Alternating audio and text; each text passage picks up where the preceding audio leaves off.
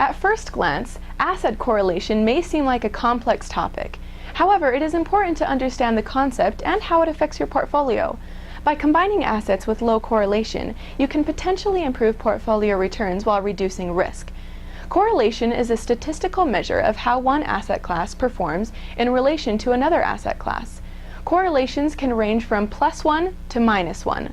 A correlation of +1 means the two assets move very closely together in the same direction.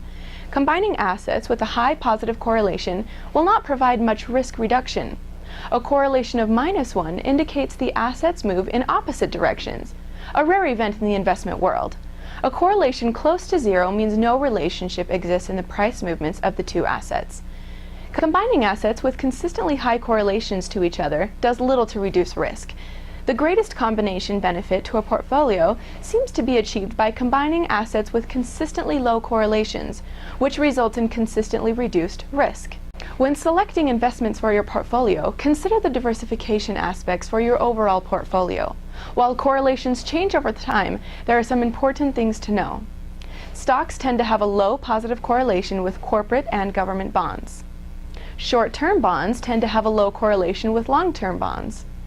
Stock markets around the world are all positively correlated to some degree. In general, European stock markets are more closely correlated to each other and the US than to markets in Japan or Asia. Correlations between developed countries tend to be higher than correlations between developed and emerging countries. Real estate tends to have a low correlation with stocks and bonds.